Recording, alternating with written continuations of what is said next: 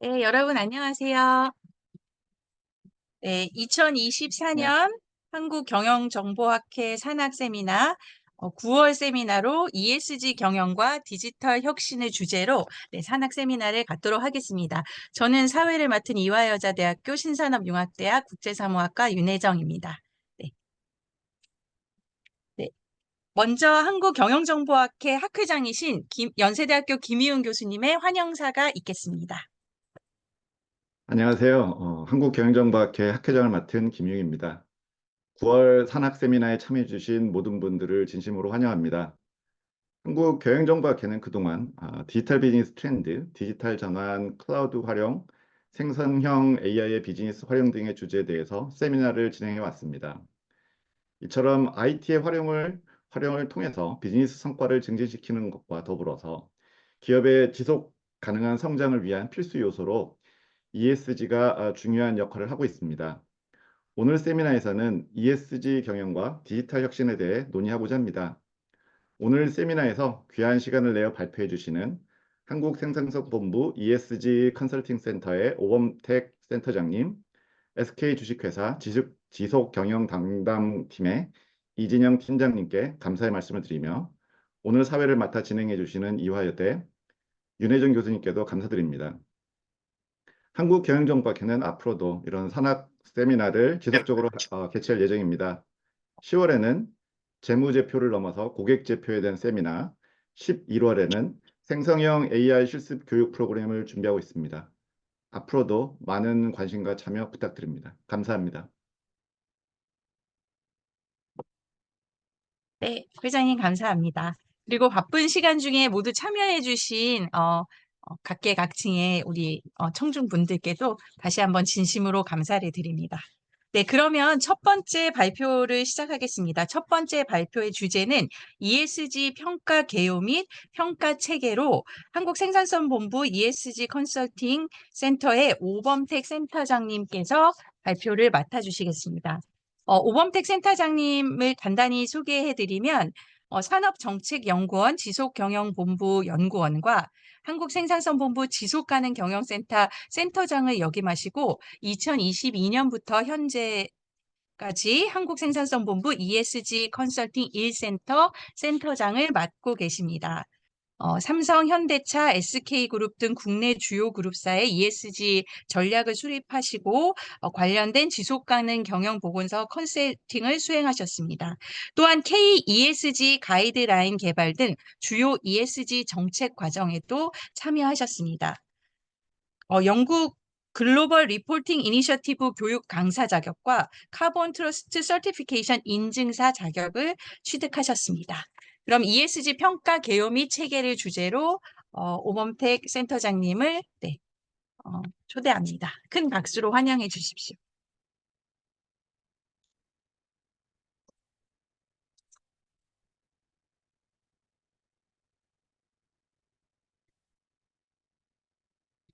네, 센터장님 계신가요? 지금 막 들어오셨네요. 네.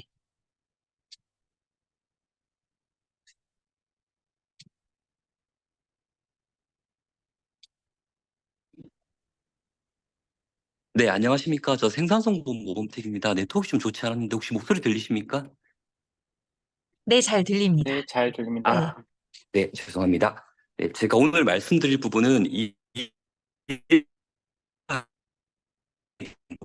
다음 장 연결. 네. 네. 여기 첫 번째 장표는 한 기업이 가지고 있는 ESG 평가에 대한 랜드스케이프입니다. 보통 이제 저희가 ESG 평가라고 하면 가장 파워풀한 부분은 자본시장 평가라고 평가를 하는데, 같은 자본시장 평가라도 어떤 평가는 매우 하이라이크한 평가가 돼 있고 어떤 평가는 조금 낮은 평가로 등급이 매겨져 있죠. 여기에서 이제 많은 논란이 있습니다. 첫 번째는 평가를 신뢰할 수 있는가라고 하는 부분이 있고, 두 번째는 왜 이렇게 평가 간 갭이 만들어질까? 우리가 알고 있는 ESG는 뭐 선진사도 있고, 그렇지 못한 기업들도 있을 것 같은데, 이제 그럼에도 불구하고 왜 이런 갭이 생길까라고 하는 게 이제 가장 큰 논란거리라고 할 수 있고, 처음에 이제 한국에서 ESG가 조금 붐업이 됐을 때는 이걸 뭐지 하자라고 하는 시도도 있었었고, 그다음에 뭐 여러 가지 시도가 있었는데 최근은 이제 그렇진 않습니다. 왜냐? 뒤에서 제가 이제 쭉 드릴 메시지 중에 하나는 평가는 그들의 목적에 따라서 태어납니다. 그 목적이 ESG에 대한 리스크를 측정할 수도 있고 ESG에 대한 퍼포먼스를 측정할 수도 있습니다. 이 두 가지 개념은 조금은 다른 개념이라고 할 수 있고 이제 오늘 뒤에서 이런 이야기를 조금 더 드리겠습니다. 네, 다음 페이지 드리겠습니다. 네, 저는 평가의 등장, 그리고 방법, 그리고 기관별 평가 체계, 그리고 정보화에 대한 이야기를 마지막으로 해드리도록 하겠습니다. 네, 다음 페이지. 평가의 등장 부분인데 그 다음 페이지에 보시면 이제 우리가 자본시장이라고 하는 부분이 등장하는데 한 페이지 한번 보시겠습니까? 네. 보통 대기업들이 ESG를 추진하고 그리고 평가를 받는 이유는 사실은 크게 두 가지입니다. 첫 번째는 이 평가를 기반으로 이제 자본시장 대응을 하기 위함이고요. 두 번째는 이 평가를 기반으로 고객사라든지 혹은 거래 관계를 유연하게 하려고 하는 부분이 있습니다. 평가 또한 두 개로 나눠집니다. 여기 이제 저희가 그래프로 쭉 표현하긴 했지만 이 자본시장 같은 경우에는 대단히 많은 투자가 이루어지고 있습니다. 특히 한국 같은 경우에는 사실은 그렇게 이제 글로벌 친구들이 봤을 때 어트랙티브한 자본시장은 아닙니다. 왜냐하면 우리가 이제 프리플롯이라고 하죠. 그러니까 시가총액은 커도 실제로 그 시가총액 안에서 거래가 이루어지는 프리플롯 비율은 한국은 그렇게 높은 편은 아닙니다. 네, 그럼에도 불구하고 연기금이 움직이기 시작하면서부터 2020년 사실은 이제 반전이 많이 이루어졌고 그러다 보니 책임 투자라고 하는 것도 활발해졌고 그러면 투자를 이루려고 하면 당연히 이 기업이 우리가 투자를 할 만한 기업인지 그렇지 않은 기업인지에 대한 어세스먼트를 해야 되겠죠. 이게 평가의 첫 번째 부분이고요. 다음 페이지를 한번 보시겠습니까? 네. 이런 부분 보시면 아시겠지만, 이제 뒤에서 조금 더 설명드리긴 하겠지만, 투자 의사결정을 할 때 ESG라고 함은, 우리가 가장 많이 알고 있는 거는 우리는 착한 기업에 투자할 거야, 긍정적인 기업에 투자할 거야, 아니면 이제 뭐 나쁜 기업에는 투자하지 않을 거야, 라고 하는데, 사실은 이 경계도 지금은 허물어지고 있습니다. 그러다 보니까 다수의 기관 투자에 요 ESG가 포함이 되게 됩니다. 그 다음 페이지 한번 보시겠습니까? 네. 네, 여기 단계라고 하는 게 첫 번째 보시면 네거티브 파지티브 스크리닝이라고 하는 용어가 보이죠. 이 용어는 이제 어떤 거냐면 나는 착한 기업에 투자할 거예요. 나쁜 기업에 투자할 거예요. 사실 이때는 ESG 평가라고 하는 거는 그렇게 필요치 않습니다. 왜? 착한 기업, 나쁜 기업은 우리가 확연하게 알 수 있거든요. 무기 투자하고 담배 투자하는 기업, 담배 관련된 기업들, 그렇게 좋지 못해. 투자해서 배제시킬 거야. 이 기업은 사회적 기업이네, 혹은 사회적 역할을 많이 하네. 그러면 이제 우리가 긍정적 파지티브 스크리닝을 할 거야. 이런 것들이죠. 근데, 자, 제가 기업 몇 가지 예를 들어볼게요. 기아차는 방산산업이 있습니다. 우리가 군용 레토나라고 하는 걸 생산하죠. 대한항공도 대단히 건전한 기업이고 그리고 뭐 기아차도 물론 매우 긍정적인 기업이죠. 근데 대한항공도 그럼에도 불구하고 방산이라고 하는 사업을 영위하고 있죠. 이렇게 보면 우리는 착한 기업과 부정적 기업에 대한 경계 자체가 허물어집니다. 음, 그러다 보니까 실제로 이게 착한 기업과 나쁜 기업, 포지티브, 네거티브 스크리닝 하는 게 그게 크게 의미가 있을까? 그리고 전체 투자에 반영하기 위해서는 사실은 ESG라고 하는 부분은 착한 기업이든 중기업이든 모두가 다 의사결정 과정에 이 ESG를 포괄하는 요 인테그레이팅이라고 하는 방식을 최근에는 조금 선호하고 추진되고 있습니다. 다음 페이지 한번 보시겠습니까? 네. 또 하나는 ESG가 단순하게 우리가 예전에 알고 있다시피 ESG는 대기업의 전유물이야. 뭐 SK텔레콤을 비롯한 전체 큰 기업을 평가할 때만 ESG가 쓰여서라고 있는데 최근엔 그렇진 않습니다. 우리가 스몰 앤 미드 캡이라고 하죠. 뭐 200위 유동시가총액 한국으로 봤을 때는 한 200위권 정도를 우리는 이제 미드 캡이라고 보통 보긴 하는데 그런 기업들까지 투자 의사 결정 과정에 ESG가 들어가면서 사실은 객관적인 지렛대가 필요한 거죠. 우리가 들어갈 건지 말 건지 이런 것들. 네, 다음 페이지 한번 보시겠습니다. 네, 네.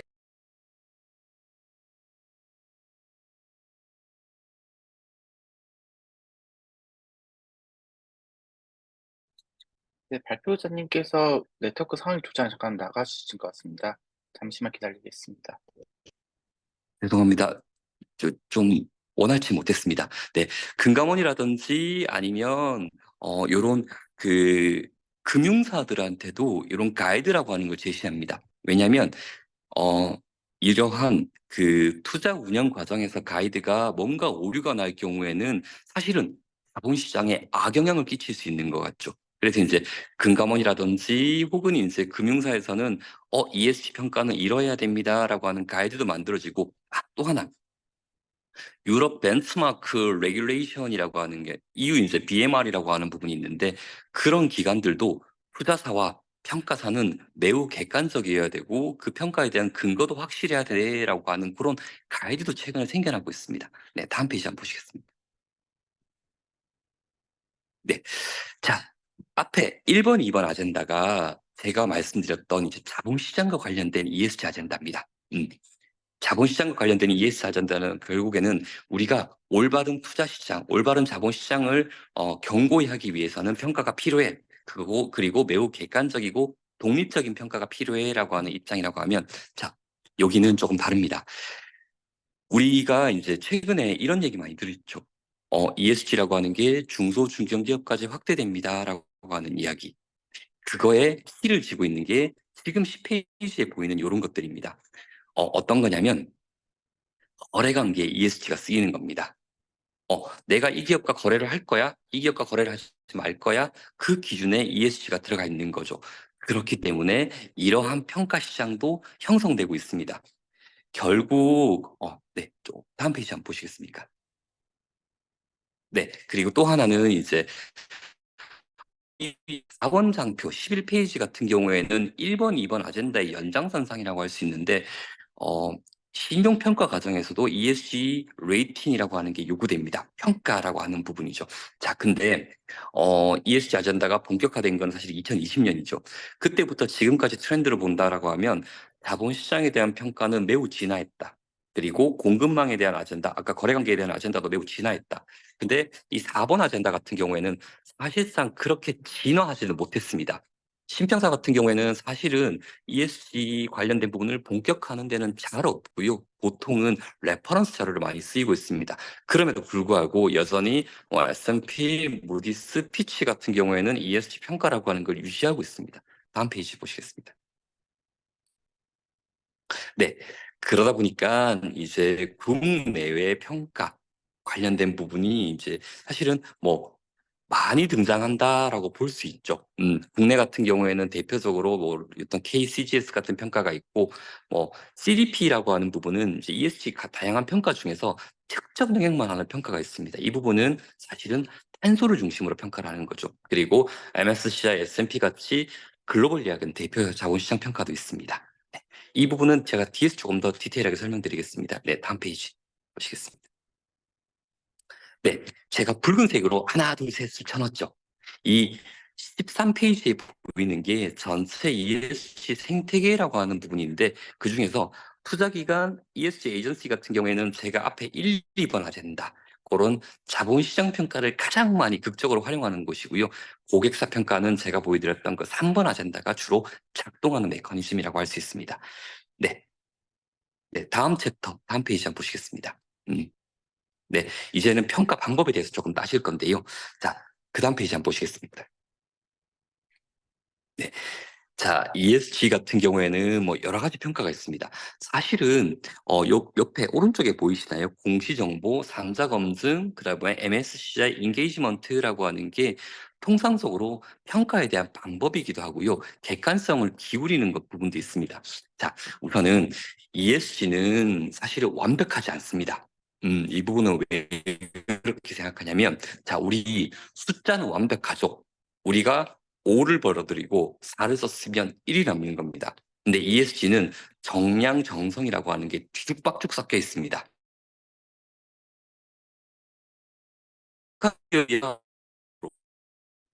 또 어떻게 할 거야? 다 사실은 공란이죠. 그래서 ESG 평가의 가장 극적인 부분은 이 신뢰성입니다.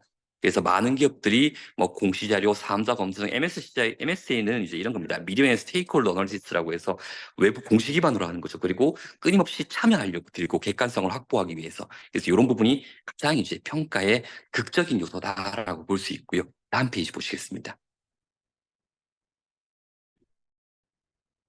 네. 그러다 보니까 이제 많은 기관들이 이렇게 하는데, 자, ESG 평가를 하는 방법은 크게 세 가지입니다. 세 가지만 딱 기억하십시오. 첫 번째, 내가 평가 기관한테 나 평가해 주세요라고 자료를 내는 방법이 하나가 있고요. 자, 두 번째는 나는 날 평가하라고 하지 않았는데 누군가가 날 이미 평가했어요. 뭘 근거로? 내가 내놓은 공시 자료를 기반으로. 뭐 지속 가능 보고서, 애뉴얼 리포터, 미국 같은 경우에는 10F, 10K 리포트. 자, 세 번째 방법이 오늘 우리 학회가 다루는 정보화와 가장 많이 관련된 AI 기반 평가 부분도 사실은 여기에 일부 결부가 되긴 합니다. 어떤 거냐면 외부에 만들어진 미디어 기반으로 평가를 하는 거죠. 가령 이제 뭐 뉴스가 막 만들어지겠죠. 근데 이 기업은 알고 보니까 기후변화에 뉴스 노출도가 높고 뭔가 신뢰도가 낮네. 그래서 이제 이 기업은 평가는 우리는 깔 거야. 뭐 이런 것들이죠. 이제 보통 그 세 개 기반으로 평가를 하는데 어, 어떤 기업은 이제 자기가 낸 자료를 높게 평가하는 기업들도 있고, 어떤 기업은 외부의 공시한 자료를 높게 평가하는 기업들도 있고, 나머지 마지막 방법론을 기반으로 평가하는 기업도 있습니다. 한 페이지 한번 보시겠습니다.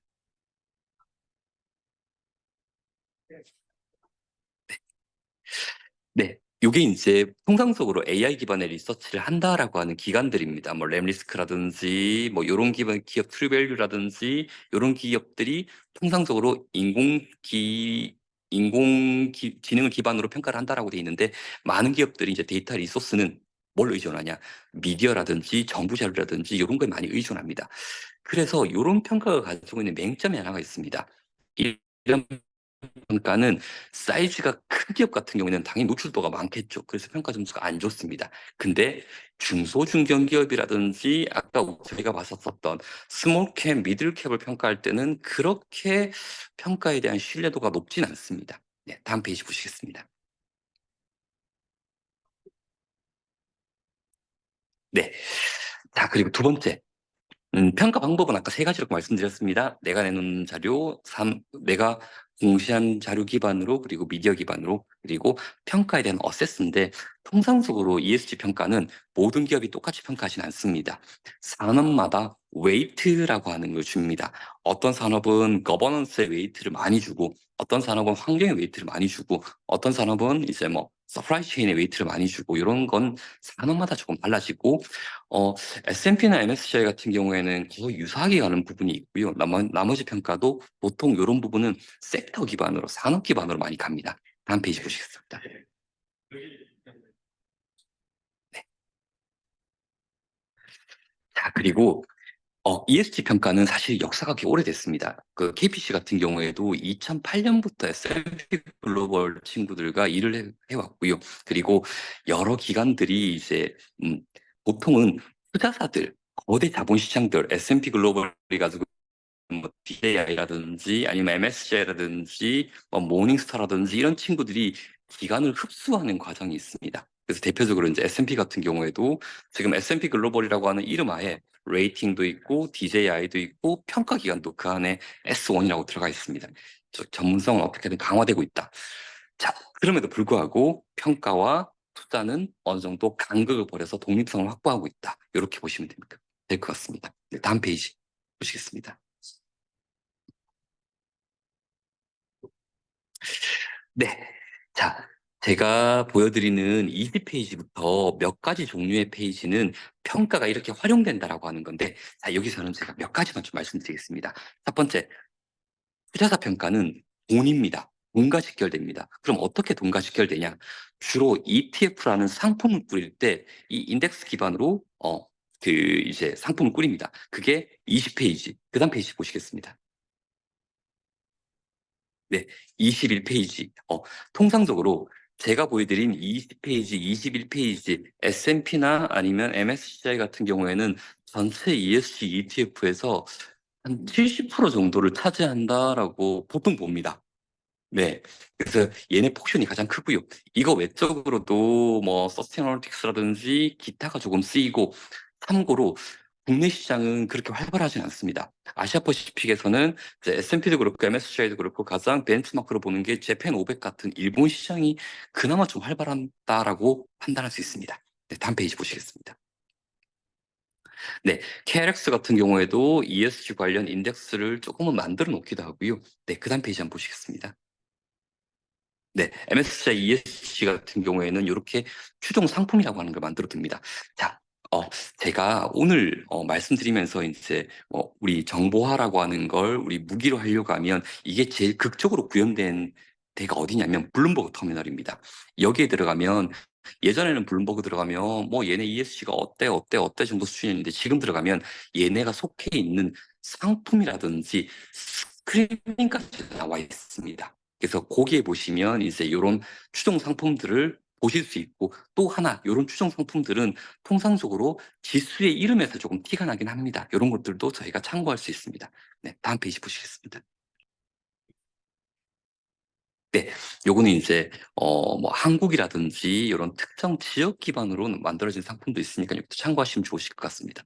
네, 다음 페이지 잠깐 보시겠습니다. 네, 이제 기관별 평가 체계라고 해서 그러면 기관들은 어떻게 평가가 나뉘고 있어라고 하는 걸 한번 보실 텐데요. 그 다음 페이지 한번 보시겠습니다. 네, 자, 기업들이 가장 많이 평가에 지원하는 그 기관들이 지금 보시는 26페이지라고 할 수 있습니다. 거의 이제 말씀드렸다시피 MSCI, S&P 글로벌, 그다음에 서스테이너틱스, 얘가 세 개가 자본시장에서는 가장 파워풀합니다. 이거는 이제 부인할 수 없습니다. 왜냐하면 돈이 그만큼 묻어져 있습니다. 자, 그리고 나서 가장 파워풀한 부분은 이 CDP라고 하는 부분이고, 이 친구는, 원래는 이 친구도 자본시장 용도였는데, 최근에는 자본시장 용도도 쓰이고 있지만, 뭐, 상징적인 부분이라든지, 뭐, TCFD라든지, 요렇게 한소 관련된 그 가이드의 역할을 하는 것도 있습니다. 자, 그리고 제가 조금 더 설명드릴 부분은 아래에서 두 번째 보시면 에코바디스라고 하는 평가가 있죠. 자, 에코바디스 위에 있던 평가들은 다 뭐냐면 자본시장 용도입니다. 근데 에코바디스는 제가 아까 말씀드렸다시피 거래 관계에 대한 용도입니다. 얘랑 나랑 거래할 거야? 거래하지 않을 거야? 그 기준을 삼는 용도로 사용되는 게 이 에코바디스고, 맨 밑에 KCGS는 우리 다들 아시다시피 국내 평가라고 할 수 있습니다. 다음 페이지 보시겠습니다. 자, 27페이지 같은 경우에는 이제 요 28페이지는 우리가 뭐 자료를 다 보실 거니까 이 부분은 평가에 대한 신뢰도라고 할 수 있습니다. 어, 네. 네. 이 부분은 사실은 뭐 이게 객관할 수 있는가라고 하면 이제 그렇진 않습니다. 그런데 그럼에도 불구하고 이제 이런 걸 트래킹하는 기관들이 있습니다. 이 우리가 가지고 있는 자본시장 평가가 어느 정도의 신뢰도가 있는가, 그리고 유용한가라고 하는 부분입니다. 자, 제가 아까 이제 말씀드렸다시피 글로벌 이야기 가장 파워풀한 평가는 어디다? S&P와 MSCI라고 할 수 있는데, 신뢰도로 따진다라고 하면 S&P 평가가 훨씬 더 파워풀합니다. 왜냐하면 S&P 평가는 뒤에서 보시겠지만 지표가 200개가 넘습니다. 그리고 S&P 평가는 3자 검증을 받습니다. 그렇기 때문에 얘가 더 신뢰도가 높다. 근데 유용성에 있어서는 MSCI가 훨씬 더 뛰어납니다. 왜냐? MSCI는 커버리지가 큽니다. 꽤나. 지표는 심플하고 커버리지는 크다라고 하는 그 두 가지의 뭐 장단이 있는 거죠. 네, 28페이지 한번 보시겠습니다. 네, 27, 8페이지가 이제 요런 걸 설명해 놓은 글이라고 할 수 있는데, 뭐 제가 뒤에 설명하는 요 에코바디스 평가 같은 경우에는 신뢰도가 그렇게 높지는 않습니다. 근데 그럼에도 불구하고 활용도에 있어서는 자본시장 평가보다 훨씬 큽니다. 왜냐?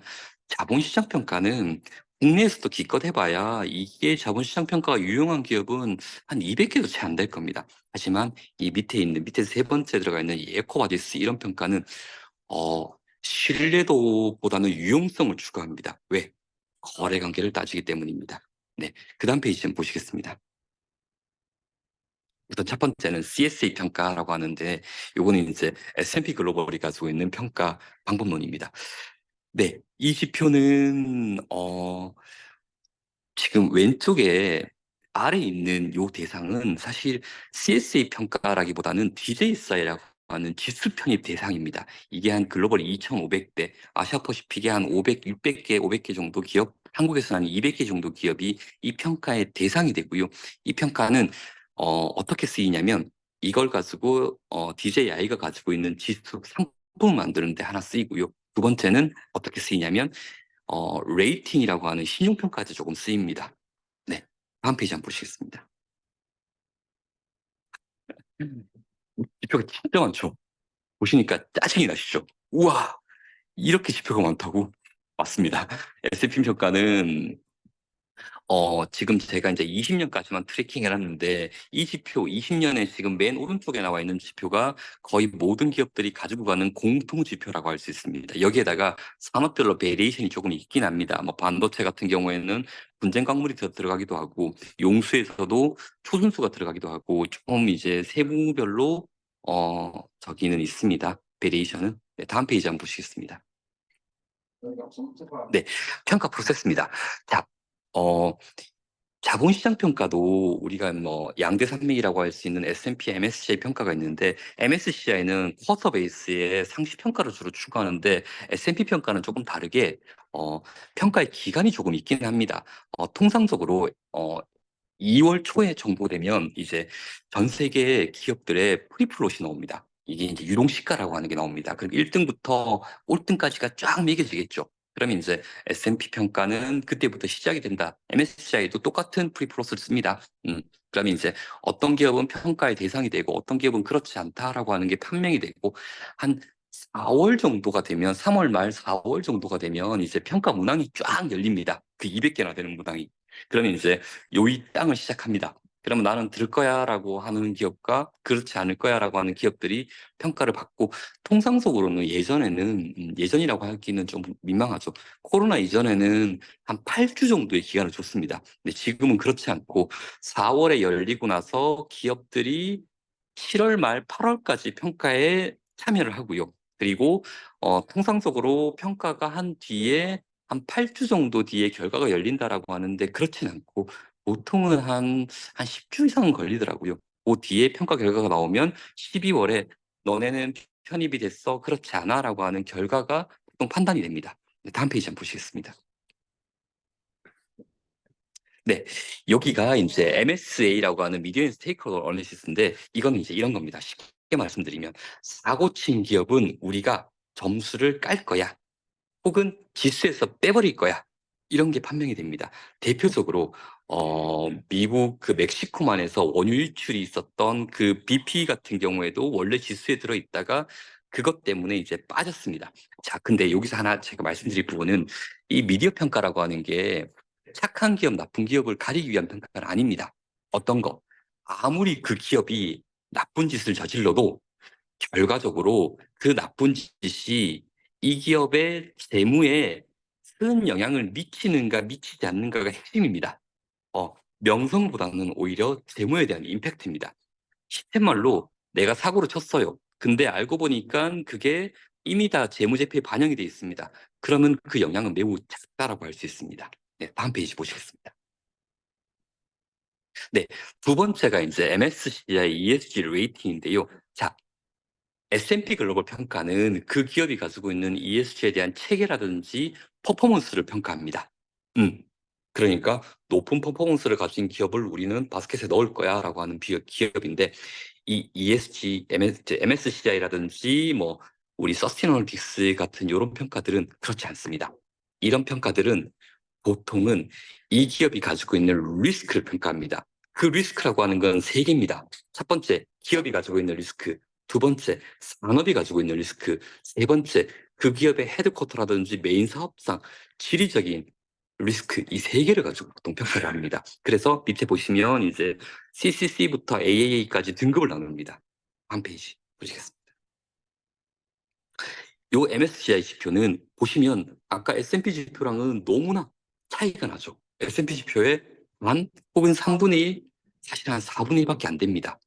요 지표 같은 경우에는 이제 나는 전체 ESG는 난 관심 없어. 그거보다도 너네 산업에 관련되는 이슈만 뽑을 거야. 근데 나는 너네 산업이 어떻게 생겨먹었던지 거버넌스는 무조건 평가할 거야. 라고 해서 거버넌스는 디폴트 값으로 들어가 있습니다. 이렇게 보통 평가가 진행되고, 이 산업에 대한 아젠다는 통상적으로 서스테이너리틱스랑 내용을 많이들이 이제 조금 쉐어하는 부분도 있고, 그렇게 쉐어한다라고 말씀드릴 수 있는 부분이 이런 산업에 대한 부분은 우리가 SASB라고 아실 겁니다. 미국이 가지고 있는 공식 체계 중에 하나죠. 걔를 추종합니다.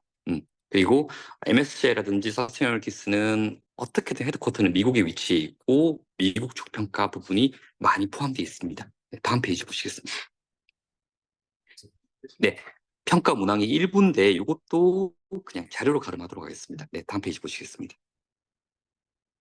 네, 그 다음이 이제 서스테이너리티스인데 사실은 서스테이너리티스 같은 경우에는 MSCI의 방법론이 매우 비슷합니다. 그래서 거의 똑같다라고 해도 조금 과언이긴 하지만 그래도 뭐 크게 이해하시는 데는 무리는 없을 겁니다.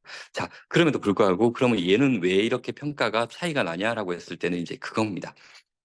통상적으로 그 MSCI라든지 S&P는 독자적인 지수를 구분하는 자본시장을 가지고 있죠. 근데 그렇지 않은 금융사들은 보통 이 서스테이너리티스를 많이 씁니다. 그래서 이 친구들도 기업이 가지고 있는 리스크, 지리가 가지고 있는 리스크, 산업이 가지고 있는 리스크 세 개를 같이 봅니다. 네, 다음 페이지 보시겠습니다. 네, 평가 구조 같은 경우에도 사실은 비슷합니다. MSCI랑. 하지만 조금 다른 게 있다라고 하면 산업 부분이 조금 다릅니다. S&P랑 MSCI는 산업 부분을 같이 갑니다. 반도체면 반도체. S&P가 반도체면 MSCI도 반도체고. 근데 여기 같은 경우에는 그 긱스 기준을 쓰는 건 아니고 조금 다른 기준을 활용하긴 합니다. 다음 페이지 보시겠습니다.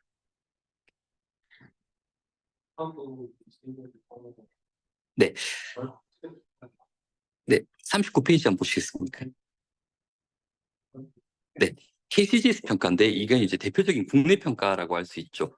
이 부분도 보통 3월에 열려서 11월 정도에 결과가 나오고 이 기업은 이제 국내에서는 가장 보편적 평가입니다. 거의 9,000개 정도가 평가에 참여하고 원래는 지배구조 평가부터 시작했는데 지금은 국내 ESG 평가의 대표 명사라고 할 수 있습니다. 자, 그리고 평가 문항은 작지 않습니다. 뒤에서 잠깐 보시겠지만 S&P만큼이나 평가 문항이 많습니다. 네, 다음 페이지 한번 보시겠습니까? 이게 세부 평가 지표입니다. 문항이 꽤나 많죠. 그리고 이 문항 밑에 세부 문항이 더 들어갑니다. 여기 지금 사회에서는 기본 문항이 4가지로 구성되어 있는데 이 4개 문항이 아니라요. 4개 파트입니다. 파트 밑에 문항이 엄청나게 많이 들어가고 포진되어 있습니다. 네. 그리고 이 평가는 평가 등급이 MSCI처럼 A, B, C 등급으로 나누긴 하지만 그렇게 세분화되어 있지는 않습니다. 네, 다음 페이지 보시겠습니다. 네, 평가 일정인데 네, 아무래도 이제 국내 평가다 보니까 조금은 평가 가이드라인이라든지 세부적인 부분을 많이 주려고 노력은 합니다. 그리고 평가 나온 결과 보고서 같은 경우에도 나머지 평가 대비 가장 프렌들리하다라고 볼 수 있습니다. 네, 다음 페이지 보시겠습니다. 자, 평가 기간 중에 제가 마지막으로 평가드릴 부분은 에코바디스입니다. 자, 에코바디스는 왼쪽에 한번 보시겠습니까? 환경, 노동, 인권, 윤리, 지속 가능한 조달이라고 돼 있죠. ESG인데 G가 빠져 있습니다. 그쵸? 이거 평가 잘못된 거 아니야? 통상적으로 거래 관계에 대한 평가는 거버넌스가 빠집니다. 네, 얘만 그런 게 아니라 RBA도 그렇고 나머지 기관도 사실은 평가에서 거버넌스는 빠져 있습니다. 이게 잘못된 건 아닙니다. 왜냐하면 이 평가의 목적은 아까 말씀드렸다시피 내가 어떤 협력업체와 거래 관계를 틀 때 이 에코바디스 평가를 활용합니다. 그러니까 이런 거죠.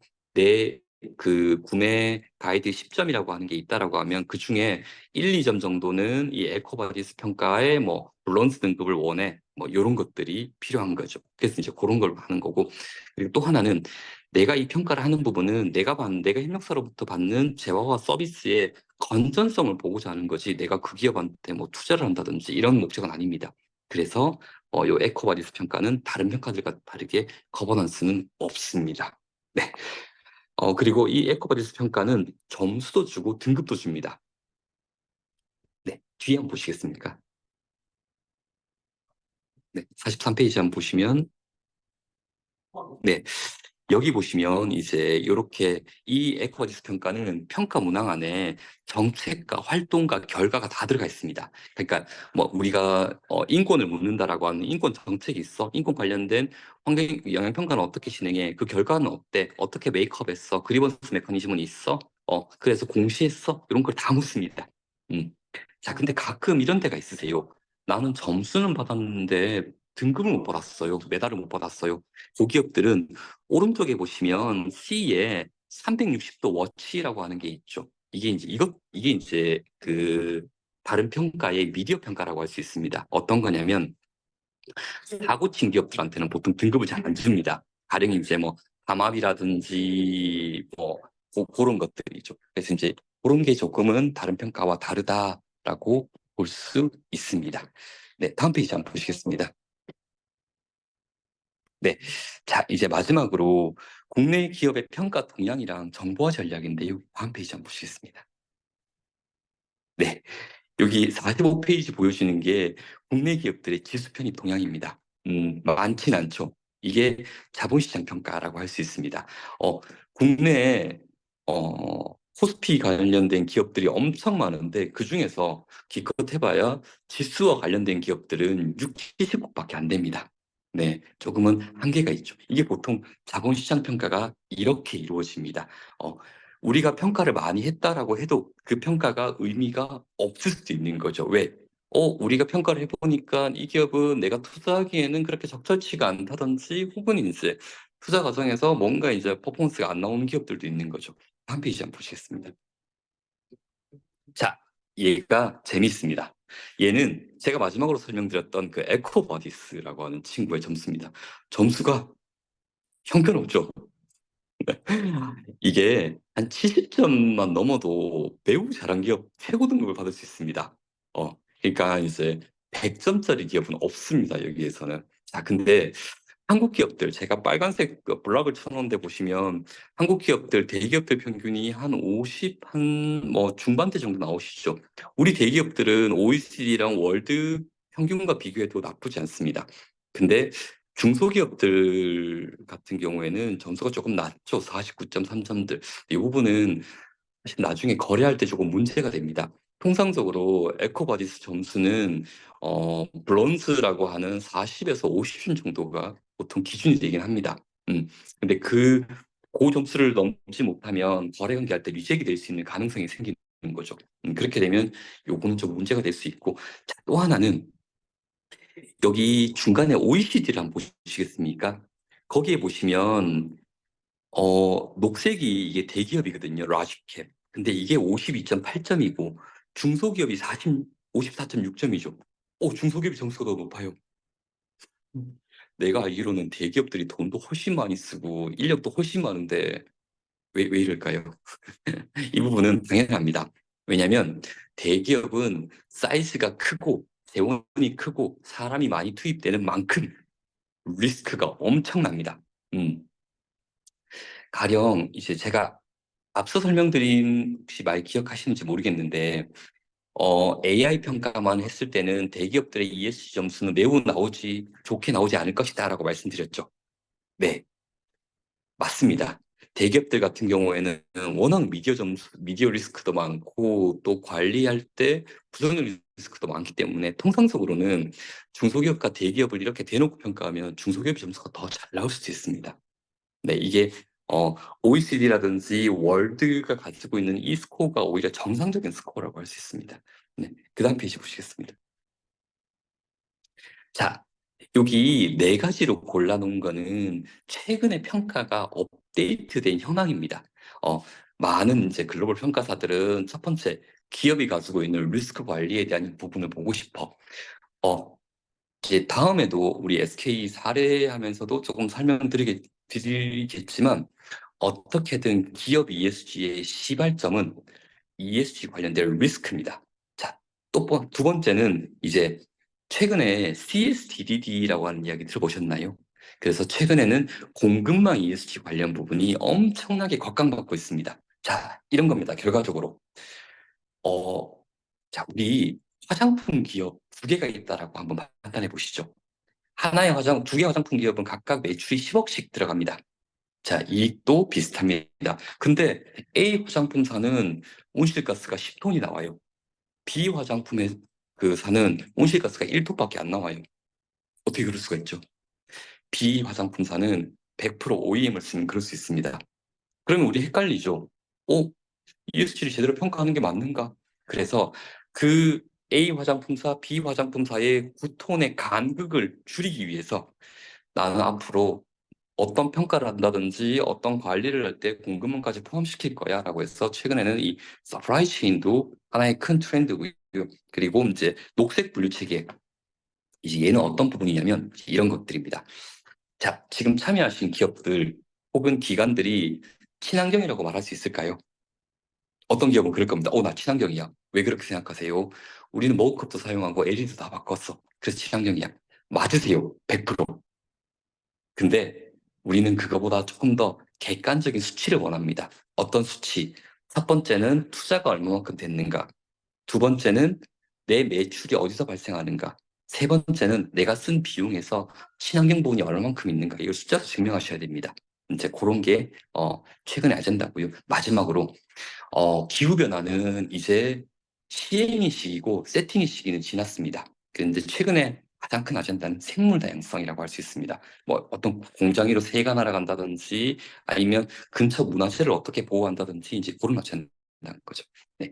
자, 요 네 가지 큰 쟁점이라고 할 수 있고 이 네 가지 쟁점은 제가 48페이지부터 각각 한 장씩에 대한 설명을 달아놨으니까 그걸 좀 참고하시면 아마 좋으실 것 같습니다.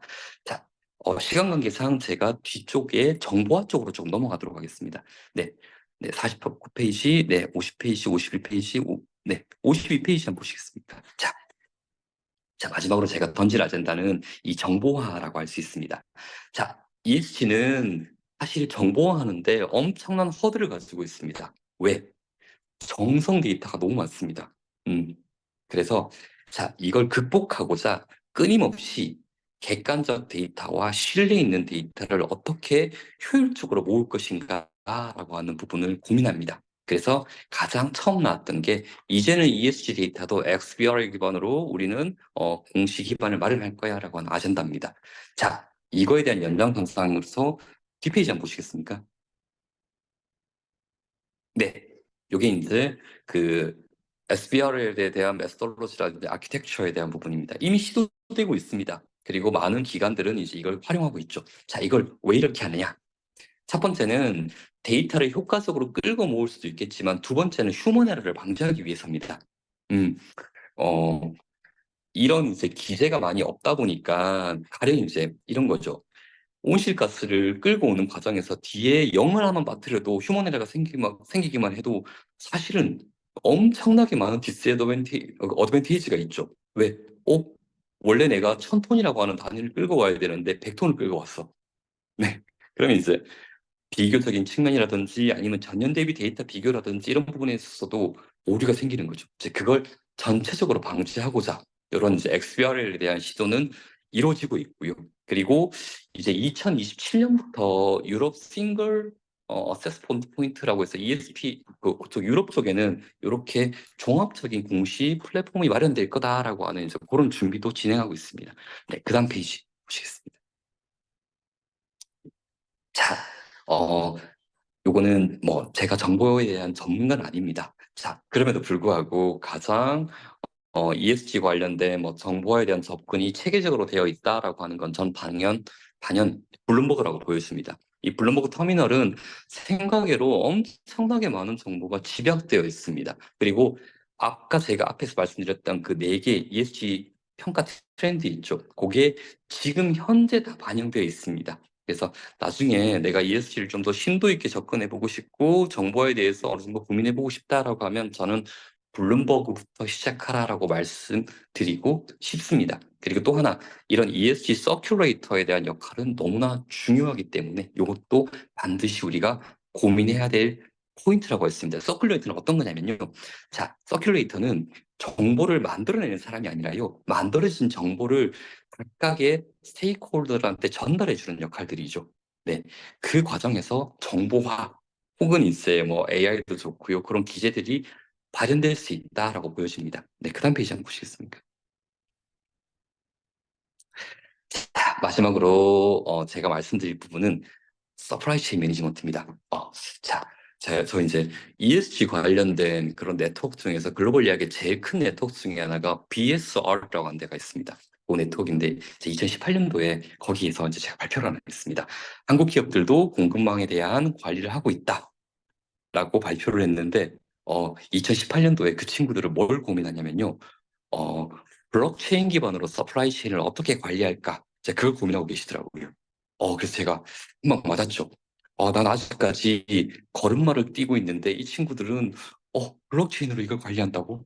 제 생각에는 이게 믿기지가 않는데 2018년도 그 아젠다가 이미 나왔기 때문에 지금은 꽤나 많이 진화했을 것 같습니다. 뭐 대표적으로 뭐 월마트라든지 아니면 이제 IBM이라든지 뭐 그런 쪽은 이미 이제 블록체인 기반의 공급망 이니셔티브를 관리하고 있고, 뭐 코카콜라 같은 경우에도 뭐 비슷한 시도를 하고 있습니다. 근데 코카콜라는 완벽하게 이걸 블록체인으로 구현하기보다도 이제 그걸 기반으로 뭐 그 코카콜라가 한참 그 노동 관련 이슈 때문에 문제가 많았었는데 이제 그 기반으로 노동을 조금 뭐 커버한다든지 이제 그런 시도가 이루어지고 있습니다. 네, 다음 페이지. 네, 제가 말씀드릴 부분은 이제 여기까지고요. 혹시 질의 있으시면 제가 질의 기반으로 조금 더 말씀을 드릴 수 있도록 하겠습니다. 네, 발표 감사합니다. 대단히 감사합니다. 정말 좋은 내용들 많이 공유된 것 같고요. 혹시 참가자분들 중에 질문 있으시면 채팅 또는 오디오로 가능하실 것 같습니다. 저한테 채팅 주셔도 제가 전달을 해드리고요. 아니면 오디오 켜시고 질문하셔도 좋을 것 같습니다. 혹시 조금 질문 기다리면서 제가 좀 한 가지 질문 드리면 지금 보면 약간 그 트렌드가 좀 변하고 있는 부분들을 봤거든요. 이제 예전에 좀 더 중시되지 않았던 것들이 지금 이제 포커스가 가는 것들을 좀 많이 봤습니다. 그래서 향후 좀 가장 우리나라 ESG 트렌드 중에서 좀 관심을 가져야 되는 것과 더불어 지금 좀 이 공공기관 ESG 담당하시는 분들이 좀 청중에 많이 계시는 것 같은데요.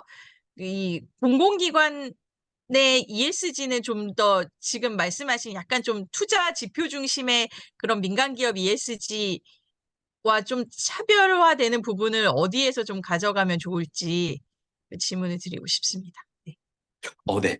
우선은 제가 네트워크 상태가 너무 오늘 좋지 않아서 불편드려서 너무 죄송하고 첫 번째는 아닙니다. 네, 네. 트렌드라고 하면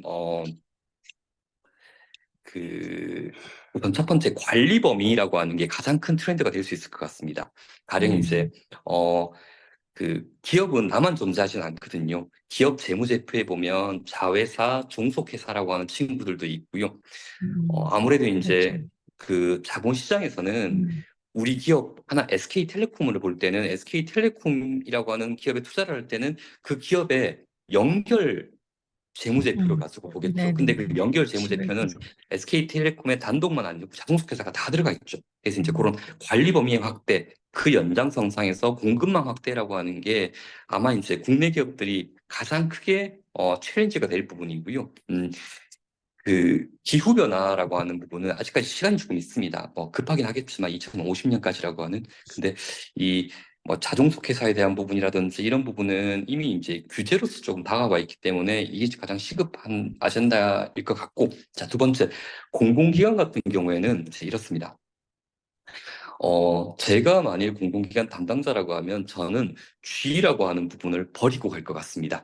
왜 그렇게 판단하냐면 ESG에서 말하는 G라고 하는 거는 이사회의 독립성, 효율성, 전문성, 다양성이라고 하는 부분을 가정합니다. 근데 공공기관은 그걸 담보할 수 없습니다. 그렇게 된다라고 하면 공공기관은 오히려 노동인권이라든지 공급망 관리라든지 이런 그 사회 환경 아젠다에 집중하시는 게 나을 것 같고, 또 하나는 자, 공공기관은 경평을 통해서 끊임없이 스토리를 만들어내야 됩니다.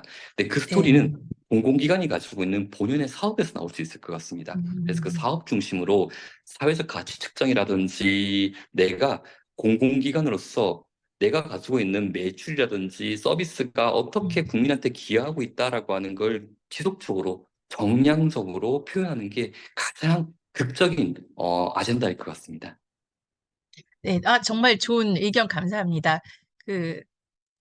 지금 말씀하신 것처럼 진짜 G는 사실은 아직은 좀 측정이라기보다 그냥 뭐 리더십 안에서 좀 측정이 되거나 윤리 경영을 좀 G로 보는 그런 편이 있는 것 같고요.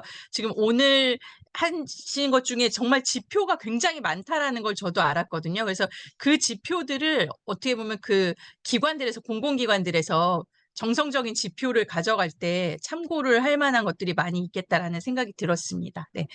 그리고 이재규님께서 아마 제가 아는 이재규 교수님 같은데 이재규님께서 탁월한 명강의에 감사드린다고 하셨고요. 지금 뒤에 시간이 있어서 질문 아주 짧게만 좀 답해 주시면 사이버 시큐리티가 소셜 리스폰시빌리티란과의 어떤 연계성에 대해서 연구를 하고 계신데 뭔가 사이버 시큐리티가 ESG 측면에서 어떤 역할을 해야 되는지 조금 간단히 답해 주시면 좋을 것 같습니다. 사실 너무 좋은 질문이십니다. 네네. 예전에는 이 사이버 세큐리티가 기껏 해봐야 뭐 정보통신 계열이라든지 아니면 뭐 반도체 계열이라든지 이런 일부 산업에만 한정된 아젠다였는데요. 지금은 보편 아젠다입니다. 왜냐하면 최근에 공장들이 인력 부족을 겪으면서 많이들 스마트 팩토리로 넘어간 부분도 있고요. 그리고 정보보호라고 하는 부분이 워낙 중요해지는 부분도 있고, 특히나 이제 이런 부분 때문에 모든 산업에 이제는 사이버 시큐리티를 다 물어봅니다.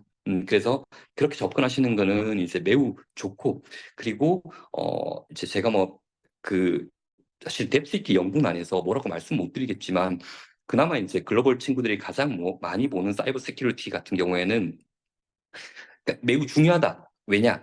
이 글로벌 친구들은 보드 멤버에 사이버 시큐리티 관련된 전문가를 한 명씩 무조건 박아야 된다라고 하는 그런 가이드도 주고 있고요. 그리고 이제 두 번째는 이거와 관련돼서는 이제 기본적으로 할 수 있는 프로그램과 밸류를 엎을 수 있는 프로그램 두 가지를 다 공고하는데, 우리가 기본적으로 할 수 있는 부분은 뭐 그런 것들이죠. 뭐 CISO를 두는가, 아니면 이제 관련된 인증 27,000 같은 인증을 받고 있는가라고 하는 것과, 그다음에 사업자 검증을 받고 있는가, 몇 회 정도 우리가 이제 그런 시뮬레이션을 하고 있는가, 이제 그런 것들이고, 조금 더 넘어간다라고 하면 이게 우리 기업에 한번 뚫렸을 때 미칠 수 있는 그 밸류 값을 측정하고 있는가라고 하는 것까지도 요구하고 있기 때문에 앞으로 이 사이버 세큐리티 부분은 조금 더 강화될 수 있을 것 같습니다. 네, 감사합니다. 네, 이재규 교수님 맞으셨네요. 답변이 좀 되었을까요? 네. 네, 너무 네, 감사합니다. 네, 나중에 네. 좀 네. 개인적으로 여쭤보겠습니다. 예, 네네, 예. 감사합니다. 이 발표 자료는 나중에 관심 있으신 분들이 거기 있는 사무국에 요청하시되 이제 아마 자료는 공유 가능한 부분만 공유해 주실 수 있다고 합니다. 네, 다음 지금 시간이 좀 지체되어서 다음 이진영 팀장님의 발표로 넘어가겠습니다. SK 주식회사 지속경영 담당 이진영 팀장님께서 SK주 ESG 경영을 위한 디지털 혁신이라는 주제로 발표를 해주실 거고요. 자, 이진영 팀장님은 간단히 소개드리면 SK CNC 통신기술연구소, 유비즈 연구소, 그리고 CNC에서 SV 담당, 소셜밸류 같은데 지속경영팀, 그리고 CSR팀, 그리고 SK 주식회사의 포트폴리오 기획실 에서 근무하시고 현재는 SK 주식회사 지속경영 담당 ESG 팀장님으로 근무하고 계십니다. SK 주식회사의 가능 경영 보고서 발간과 글로벌 ESG 평가, 아까 설명을 많이 해주셨던 글로벌 ESG 평가 대응, ESG 이슈 대외 커뮤니케이션, 그리고 포트폴리오 ESG 매니지먼트와 함께 다수의 대외 ESG 활동과 ESG 심사 자문으로 활동하고 계십니다. 네, 그러면 이진영 팀장님을 소리 없는 박수로 환영해 주십시오. 네, 시작하시면 됩니다. 네, 안녕하세요. 잘 들리시나요? 네, 잘 들립니다. 네네. 제가 오늘 좀 중요한 일정이 있다 보니까 좀 준비하는 데 있어서 좀 부족함이 있을 수 있을 것 같기도 하고요. 시간이 좀 부족해서 나중에 뭐 추가 질문이 있으시면 별도로 해주셔도 될 것 같습니다. 어, 앞단에서 지금 KPC에서 오범택 센터장님께서 그런 평가 관련돼서 좀 설명을 해주셨는데요. 제가 처음에 이 발표에 대해서 제안을 받았을 때는 그 평가에 대해서 어떻게 내부적으로 잘하고 있는지, 그래서 그런 측면으로 얘기해주면 될 거다라는 것들을 받아서 했었는데 갑자기 제목이 디지털 혁신이더라고요. 그래서 이 디지털 혁신을 어떻게 또 표현을 해야 되나라고 고민을 했었고, 그래서 내부적으로는 저희가 준비하고 있는 그런 평가 대응을 어떻게 지속 가능 경영 보고서에 녹아내기 위해서 그런 디지털 뭐 어떻게 보면 플랫폼 그런 것들을 활용을 해서 지금 보여주고 있거든요. 그래서 그런 측면의 과정들을 좀 간단하게 설명해 드리도록 하겠습니다. 우선은 그 SK 주식회사가 뭐 ESG 경영을 어떻게 보고 있고 또 그런 성과, 그 앞에서 말씀드렸던 그런 대응들, DJ 사이드 뭐 이런 대응들을 좀 잘 하고 있는데요. 그런 성과 활동들에 대해서 좀 보여드리고, 그다음에 앞으로 어떤 거를 좀 더 추진할 것인가에 대해서 좀 보여드리도록 하겠습니다.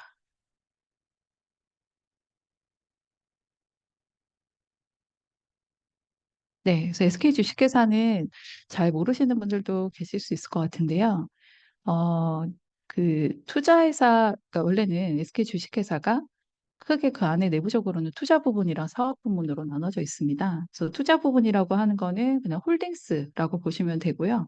그래서 그룹의 전반적인 그런 사업 포트폴리오들을 관리를 하고 있고 또 미래 어떤 것들을 미래 성장 동력을 발굴할 건가 이런 것들을 육성하는 것들도 있고 그래서 전반적으로 그룹사, 멤버사, 그다음에 투자하는 회사들에 대해서 전반적인 관리를 하고 있다라고 보시면 될 것 같고요.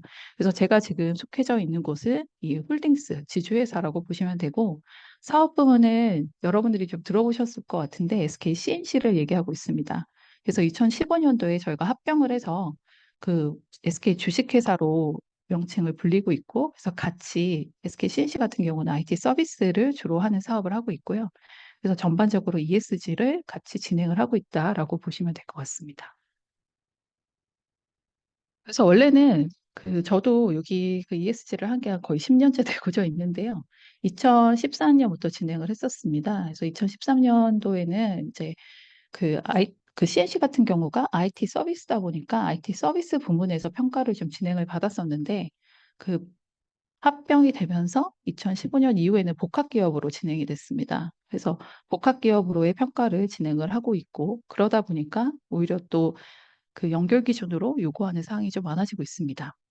그래서 전반적으로 ESG 경영 생태계를 요즘에는 그 ESG에 대한 중요성이 뭐 높아지고는 있지만 그거에 대해서 지속 가능 경영 보고서 발간을 통해서 평가 대응이나 이해관계 대상으로 그런 ESG 정보 공개를 강화를 하고 있습니다.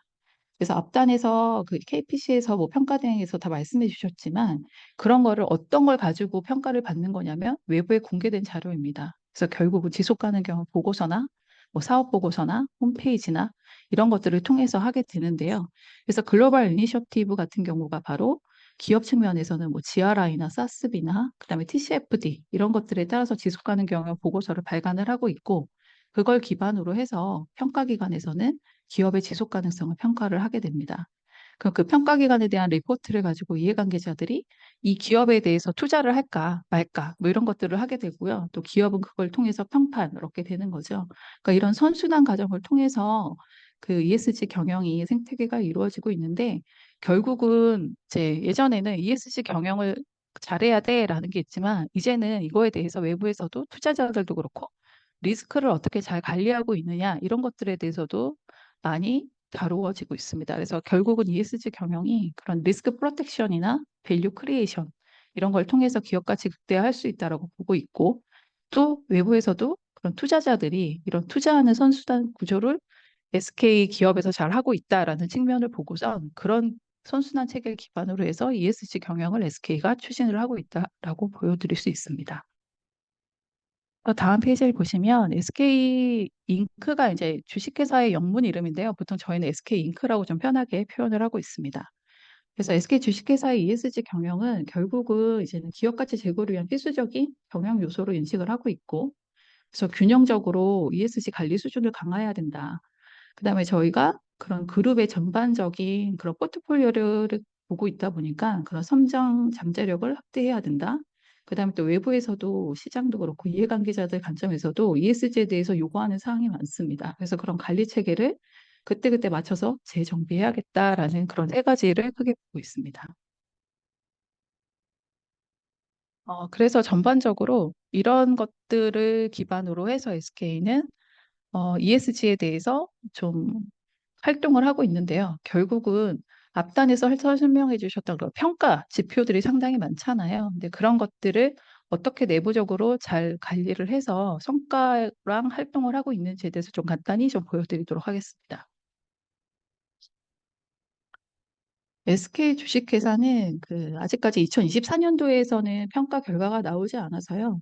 23년도 기준으로 말씀을 드리면 국내에서 좀 최고 등급 수준을 좀 달성을 하고 있습니다. 그래서 MSCI 앞단에 좀 설명을 해주셨는데 MS가 이제 최고 등급이 트리플 A입니다. 그래서 AA 등급을 획득을 했고 그다음에 DJSI 평가 S&P 같은 경우도 복합기업군 아까 말씀드렸던 저희가 원래는 IT 서비스였다가 합병되면서 복합기업군으로 바뀌었고 복합기업군에서는 그 기업군 안에서 1위를 하고 있고요. 월드에 편입한 지는 지금 12년째 편입을 하고 있습니다.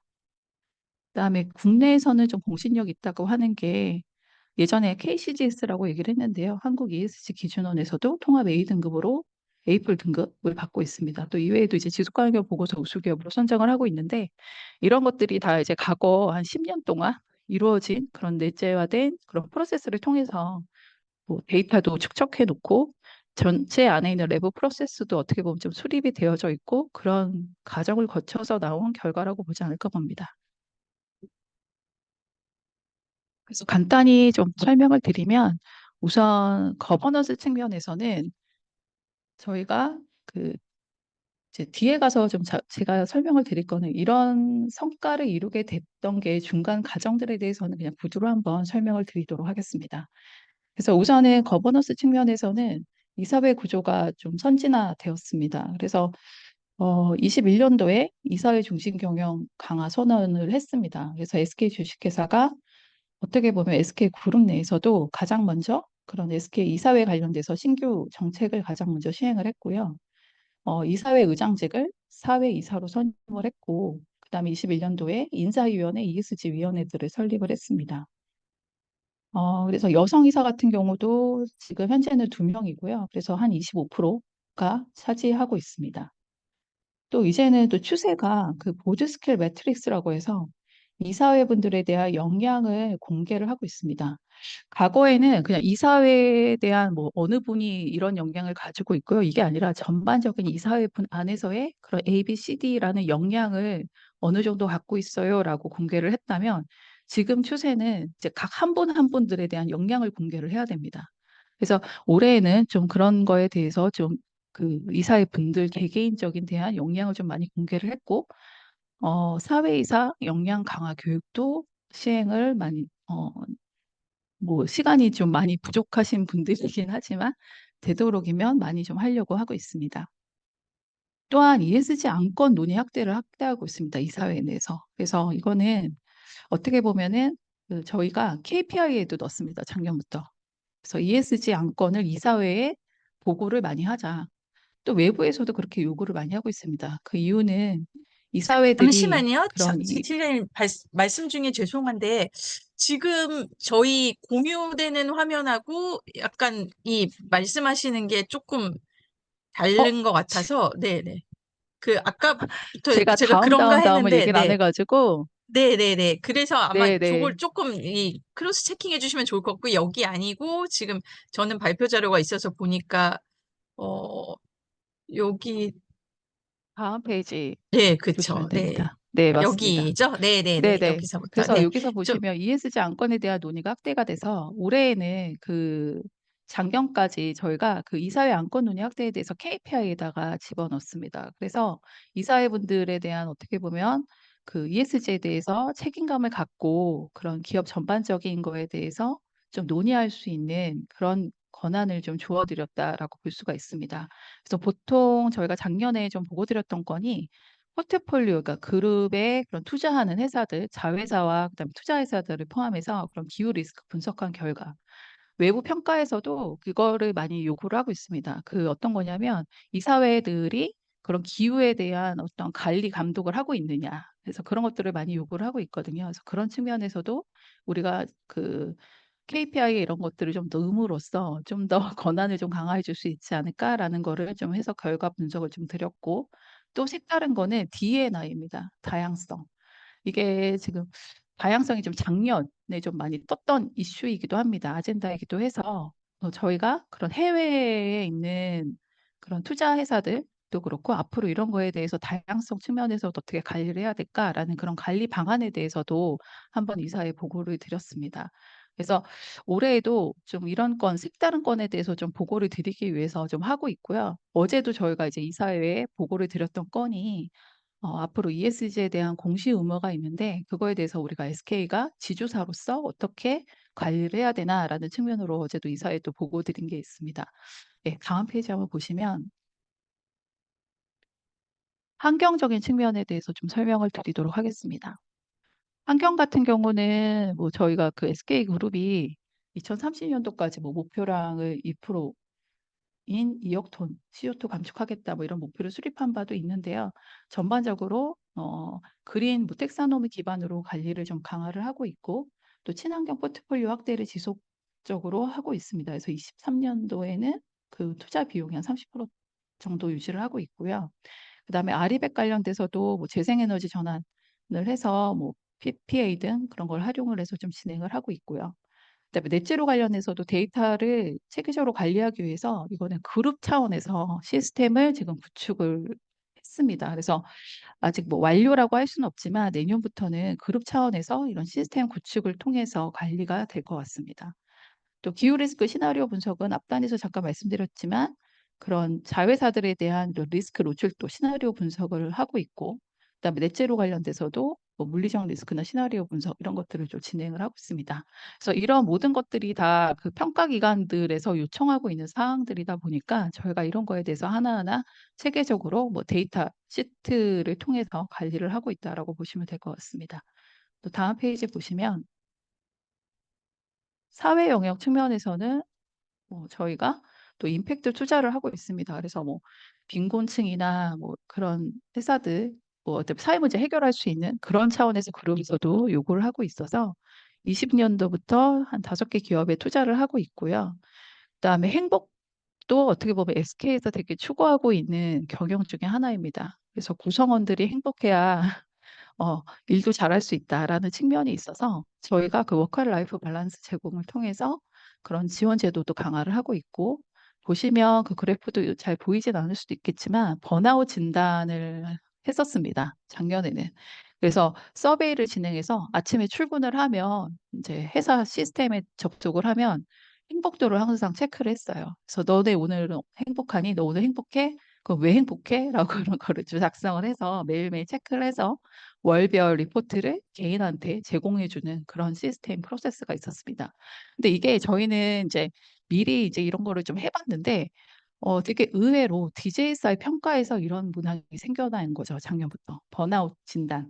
그래서 이런 것도 이제 구성원들의 그런 복지 차원에서 그 구성원들의 행복도 측면으로 번아웃 진단하고 있냐라고 했는데 저희가 때마침 이런 것들을 하고 있어서 쉽게 또 이렇게 대응을 할 수 있었던 경우가 사례가 있었습니다.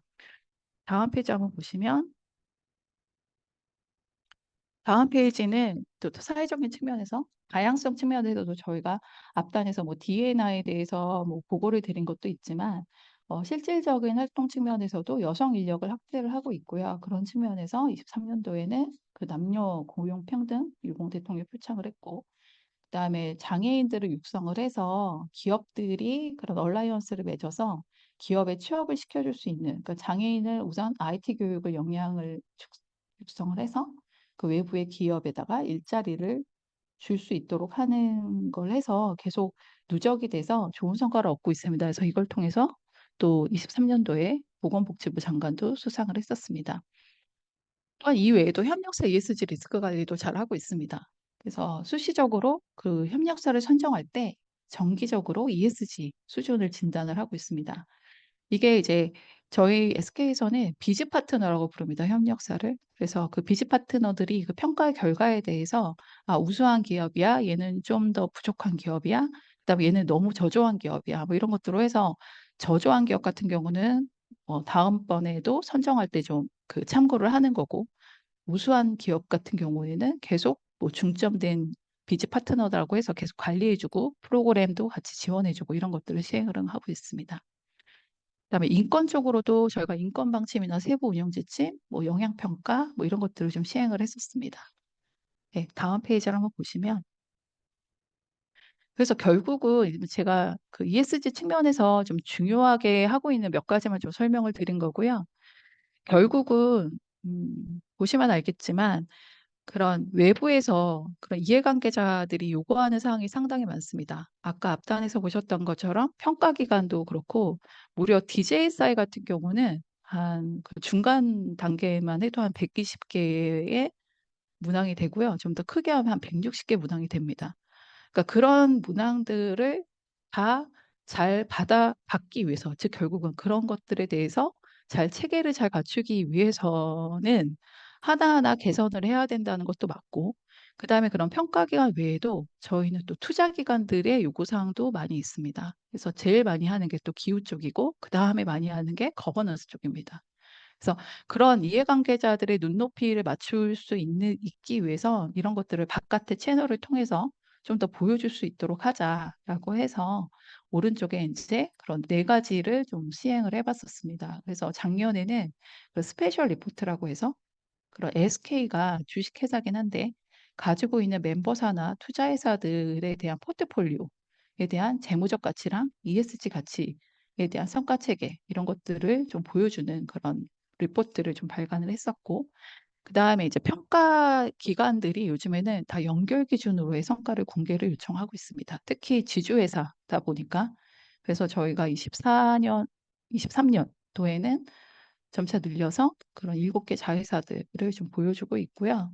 그러다 보니까 그런 하나의 저희 한 회사에 대한 데이터를 보여주기도 어려운데 이제 거기에 있는 7개 관련된 데이터들을 다 관리하고 외부에 보여줘야 되고 이런 것들이 좀 어려움이 있습니다. 그래서 이제는 그거에 대해서도 또 앞으로 개선이 좀 많이 필요하긴 합니다. 또한 뭐 공시 수준도 이제 뭐 정량적인 실적도 있지만 이제 효과성 평가하는 이런 것들을 많이 요구하고 있고요. 무엇보다도 목표 이런 것들을 공개하고 있는지 로드맵 이런 것들이 좀 강화가 되고 있습니다.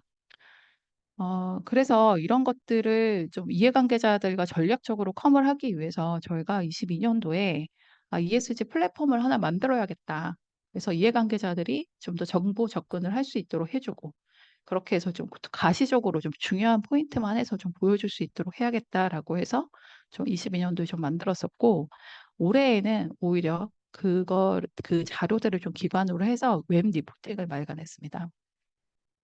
이거는 왜 웹 리포팅으로 가게 됐냐면 그때 이제 아까 보셨던 것처럼 평가 기관들이 요구하는 그 기준들이 다 다릅니다.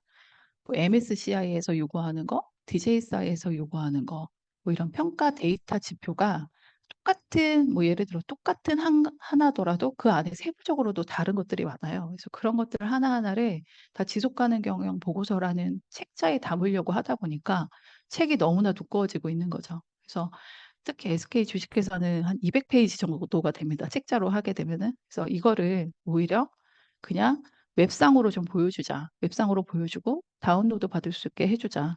그래서 또 무엇보다도 그 평가 기간 외에도 투자 기관이든 외부 이해관계자들이 요구하는 사항이 있으면 그때그때 또 데이터가 바뀌면 바로 반영을 해줄 수 있도록 해보자라는 측면으로 해서 웹 리포팅을 좀 발간을 하게 됐습니다. 네, 그래서 다음 페이지를 보시면 이게 이제 22년도에 ESG 플랫폼을 구축을 했었습니다. 그래서 그때 저희가 이제 자회사들 포함을 했었고요. 그래서 자회사들에 대한 정보도 공개해서 이해관계자들에 대한 소통을 좀 강화를 했었고, 또 다운로드도 받아서 그런 간편성을 또 제공을 해줬었습니다. 또 다음 페이지를 보시면 24년도 올해에는 웹 리포팅을 좀 발간을 했습니다. 이게 말씀드렸던 것처럼 평가 공시 대응력 강화라는 게 평가 기관들에서 요구하는 그런 지표들이 너무나 많고 그다음에 이제 ESG에 대한 공시 의무화가 있다 보니까 올해 저희가 그 ISSB라는 공시 의무가 있습니다. 그거에 대해서 주요 몇 개의 항목들은 그걸 기반으로 한번 파일럿으로 좀 지속 가능 경영 보고서에 공시를 했고요. 그래서 이해관계자들한테 좀 정보 접근성 제고 측면에서 좀 좋게 보여주고 쉽게 정보를 탐색할 수 있도록 그런 기능들도 추가를 했습니다. 네, 그래서 보면은 웹 리포팅이 이제 어떻게 보면 비용적인 측면에서도 따로 뭐 책자를 발간하거나 뭐 디자인을 많이 들어간다거나 뭐 이런 것들이 초반에만 좀 들어갈 뿐이지 그 앞으로는 계속 그냥 데이터 정도를 업데이트 해주면 되는 거거든요. 그러니까 그런 측면에서도 좀 더 활용적이고 실시간적이다고 좀 볼 수가 있고요. 그 다음에 또 이게 이제 외부 사용자들한테는 보이지 않지만 관리자 측면에서는 이해관계자들이 어떤 것들의 키워드를 많이 찾고 있느냐 뭐 이런 것들도 저희가 내부적으로 관리를 할 수가 있고 또 해외 어느 나라에서 와서 많이 보고 있느냐 이런 것들도 다 관리가 되고 있습니다. 그러니까 이게 다 디지털화하다 보니까 그런 것들을 저희가 그 분석을 할 수가 있겠더라고요. 그래서 뭐 주로 외부 유저들이 어떤 거에 관심사가 있는지 그런 키워드도 검색을 하고 주로 어느 나라에서도 많이 볼 수가 있고 뭐 이런 여러 가지 좀 기능들이 있어서 그런 거를 통해서 내년도에는 좀 더 보완을 하려고 합니다. 네, 그래서 다음 다음 페이지를 보시면요. 이거는 이제 그룹 차원에서 ESG에 대한 핵심 지표 관리 시스템이 있습니다. 썸스라고 해서 네. 그래서 이게 SV, 소셜 밸류 매니지먼트 시스템입니다. 그래서 저희가 이제 어떻게 보면 국내에서 SK가 좀 ESG에 대해서 먼저 선도적으로 좀 했다고 볼 수가 있을 것 같은데요. 2021년도에 이런 거에 대해 그룹 전체가 그 데이터들을 관리를 하기 시작했습니다. 그래서 각 사들이 그런 데이터 지표가 상당히 많은데 이 지표별로 해당하는 그 조직들에 지정을 해서 중장기 목표나 그런 KPI 연계를 해서 이런 거를 진행을 했었죠. 그래서 과거에는 어떻게 보면 벌써 한 3년이고 이제 4년째 접어들긴 하는데요. 그래서 전반적으로 그 관계사들이 이제 어느 정도 높은 수준에 다 올라와져 있습니다. 그래서 지금은 이제 각사가 알아서 중요한 항목에 대해서 잘 하게끔 하고 있는 거고 초기 저희 21년부터 23년도에는 이런 시스템을 만들어서 각 분기별로 데이터들을 다 입력을 하고 그거에 대해서 관리할 수 있도록 그런 것들을 그룹 차원에서 리드를 하고 했었습니다. 현재는 뭐 이것뿐만 아니라 이제 아까 말씀드렸던 뭐 넷제로 이런 것들도 좀 시작을 하고 있는 거고 이제 워낙 이제 기후 쪽에 대해서 중요하게 생각을 하다 보니까 그런 좀 트렌드가 있다고 보실 수 있을 것 같습니다. 네. 그래서 다음 페이지 보시면 그래서 결국은 이제 우리 그 SK가 앞단에 보면 뭐 잘하고 있다라고 또 보여질 수도 있지만 결국은 또 부족한 점들도 좀 있습니다. 그래서 중점적으로 좀 추진해야 되고 단기 목표에 대해서 좀 설명을 좀 드리겠습니다. 어, 지주회사다 보니까 그 포트폴리오 ESG 통합 관리 이런 것들이 되게 중요합니다. 그래서 외부에 있는 뭐 투자사 기관들도 그렇고, 어, 저희가 주식회사인데 뭐 이노베이션, 뭐 다른 회사들, 기타 이런 거에 대한 컨트롤시나 기후 관련 이런 것들에 대해서 많이 질문들이 옵니다. 저희한테. 예. 근데 솔직히 말해서 우리 회사 거 알기도 힘든데, 우리 회사 거에 하나 관리하기도 어려운데, 어떻게 우리 밑에 있는 자회사들 것까지 저희가 다 관리하기가 상당히 힘들거든요. 그래서 그런 측면에서 저희가 작년에 시작했던 게, 아, 그러면 이런 투자하는 회사들, 그러니까 멤버사들, 그다음에 투자사들에 대해서 그런 리스크 예방하는 측면에서 아까 있었던 그 평가 기관들 보시면 컨트롤버시 평가를 하잖아요. 그러니까 그런 차원에서 우리가 관리할 수 있는 그런 것들 시스템을 한번 만들어 보자, 체계를. 그래서 작년에 한번 그거에 대해서 만들어 보고 좀 시행을 좀 해봤었고요. 그래서 전체 멤버사들 20여 개 이상 되는 회사들을 한번 테스트 진행을 해봤었습니다. 그 다음에 이제 여전히 저희가 좀 해외 대비, 국내에서는 좀 부족하지만 또 이사회 측면에서도 좀 경영을 강화하는 거, 물론 잘 하고는 있지만 아직까지 우리나라는 해외 대비 많이 좀 부족한 점들이 좀 있습니다. 그래서 그런 측면에서도 좀 더 강화해보자라는 측면으로 좀 추진을 세우고 있습니다. 네, 다음 페이지 한번 보시면 이게 이제 말씀드렸던 것처럼 ES 포트폴리오, 그러니까 멤버사나 뭐 투자회사들 매니지먼트 프레임워크를 좀 만들었고요. 그래서 어떤 회사에 대해서 이제 투자를 하게 되면 투자하기 전에 듀 딜리전스를 수행을 하자. 그래서 이 투자 적격하는 데 있어서 좀 괜찮은 건지, 뭐 인수가의 조정이든 뭐 이런 것들에 대해서 한번 검토해 보자. 그러면 이제 오케이 된다고 하면 투자 검토에서 그러면 이제 우리가 인수를 하게 되면 즉 정기적으로 ESG 점검을 하게 되는 거죠. 그래서 ESG 점검을 하고 그 다음에 기후 리스크에 대해서 재무 영향도 좀 분석을 해보자. 그리고 나서 좀 부족한 부분이 있으면 그거에 대해서 잉크 측면에서 그런 뷰를 멤버사나 투자회사에 소통해 보자라는 측면으로 해서 이런 활동을 좀 수행을 해봤습니다. 네, 그래서 어찌 보면 이게 국내에서는 좀 처음이라고 좀 볼 수 있을 것 같습니다. 해외에서는 어떤 회사에 대해서 투자를 하게 되거나 인수를 하게 되면 이런 과정을 많이 하고 있는데, 올해 어떻게 보면 국내에서는 좀 작년에 좀 시도해봤다고 볼 수 있을 것 같습니다. 다음 페이지 한번 보시면 앞단은 이제 그런 저희 그 포트폴리오 측면이고요. 여기 이제 가버넌스 측면입니다. 그래서 가버넌스 측면에서는 그 이사회분들한테 다양하게 인프라들을 지원을 하고 있습니다.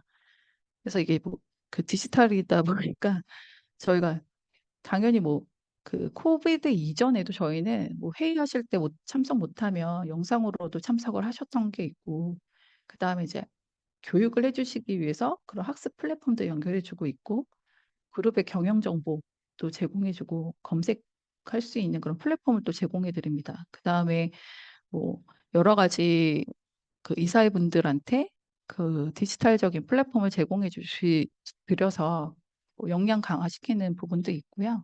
그다음에 또 평가 플랫폼도 있습니다. 그래서 이사회 평가를 통해서 이사회 경쟁력을 강화할 수 있도록 하는 그런 것들도 지금 지원을 하고 있습니다. 그래서 이런 측면에서 좀 더 해서 전반적으로 ESG에서 균형 잡힌 그런 좋은 성과를 얻으려고 좀 노력을 하고 있고, 그 다음에 이제 또 보면은 SK 그룹에서는 그 이사회 분들을 다 그 미팅을 해서 1년에 한 번, 그래서 위에 C레벨 분들이 해서 1년에 한 번씩 미팅을 또 진행을 합니다. 그래서 회사의 전반적인 그런 흐름, 그래서 이사회 분들이 알아야 될 역할, 근데 이사회 분들이 그런 그룹의 전반적인 비즈나 이런 것들도 잘 이해하셔야 책임 경영을 할 수가 있다라는 측면으로 해서 1년에 한 번씩 그런 이사회 그룹에 있는 전체 이사회분들의 미팅이 진행을 하고 있습니다. 그래서 그런 측면으로도 해서도 전반적으로 그룹에서 많이 노력을 하고 있다라는 걸 좀 보실 수 있을 것 같습니다. 네, 그래서 다음 페이지 보시면 결국은 이제 단기적으로 저희가 고민하고 있는 거는 연결 기준으로 자회사 ESG 성과 확대하는 거를 공시해야 됩니다. 이제 공시 의무화 대응이 우리나라가 좀 늦긴 하지만 SK가 그룹 그 전반 국내 기업 중에 그 연결 기준 자회사가 상당히 많습니다. 700개사가 넘습니다. 근데 이제 공시 의무화 대응이 되면 그 IFRS라고 해서 그 회계 기준으로 사업 보고서에 보여주는 그 모든 자회사들을 똑같이 ESG 정보도 다 보여줘야 되는 그런 의무화가 시작됩니다. 그래서 그렇게 되면 그 방대한 데이터들을 어떻게 우리가 다 관리를 해야 되고 그 700개사 되는 그런 자회사들에 대한 ESG 데이터를 다 관리를 어떻게 해야 되며 또 지금 현재 6개, 7개 그런 자회사들조차도 데이터가 일치화되지 않은 경우가 상당히 많거든요. 예. 똑같은 각자의 데이터를 관리를 하고 있어도 평가 대행에서 요구하는 데이터들이 다 다르고 그다음에 각 자회사들이 그 평가 대행을 하게 되면 그나마 다행인데 하지 않는데 어쩔 수 없이 지주회사에서 데이터를 요청을 하니까 데이터를 제공을 해야 되거든요. 그러면 그 데이터에 대한 포인트, 데이터를 맞춰야 되는 그런 어려움도 좀 있습니다. 그래서 그런 측면으로 하려면 미리 다 준비를 해야 돼서요. 저희가 한 그런 것들을 앞으로 한 3년 정도 목표를 잡고 통합 시스템 구축을 해야 되지 않을까라는 게 이제 당장 걸려 있는 저희의 고민과 과제라고 볼 수 있을 것 같습니다. 그래서 ESG 평가뿐만 아니라 앞으로 이제 공시화, 의무화 측면에서도 그런 자회사 성과 관리할 수 있고 그런 것들을 마련을 해서 좀 선도 기업으로 좀 투명하게 나가야 되지 않을까라고 하는 게 저희가 목표입니다. 그래서 저희 발표는 여기까지고요. 좀 두서없이 설명을 드리긴 했지만 그래서 이제 아까 말씀드렸던 것처럼 내부적으로 좀 자료를 공유드리기가 좀 어려운 점도 있어서 그냥 좀 그 레슨런 차원에서 좀 말씀을 드리면 어 그 평가 대응 측면으로도 좀 설명도 필요할 것 같기도 해서요. 그래서 보면은 2013년부터 그렇게 평가 SK가 그 ESG에 대해서 열심히 좀 준비를 해 왔는데 결국은 그런 그 내재화나 그다음에 지수 대응이나 그다음에 이런 것들을 어떻게 구성원들과 대회에 커머할 수 있을까? 크게 이런 세 가지 방법을 통해서 계속 노력을 해 왔었습니다. 그래서 내재화 측면 같은 경우는 부족한 부분은 과제들을 도출을 했고 그래서 예를 들어 평가했을 때 우리가 어떤 A라는 항목이 되게 부족하다. 근데 하나뿐만이 아니라 되게 많았었겠죠. 그러면 그거에 해당하는 그 C 레벨에 해당하시는 분들을 찾아가서 2013년도부터 다 이거에 설득을 하고 설명을 드렸었습니다. 근데 되게 어려운 점이 많았죠. 그 당시에는 벌써 10년 전 얘기인데. 그러면 그때는 지속 가능 경영이 뭔지도 몰랐고 ESG에 대해서도 설득을 시키기가 어려웠어요. 그래서 가장 먼저 들었던 소리들은 그 C-레벨 분들이 이거 너네 팀의 성과지 우리의 성과는 아니지 않니? 그런 얘기가 되게 많았었어요.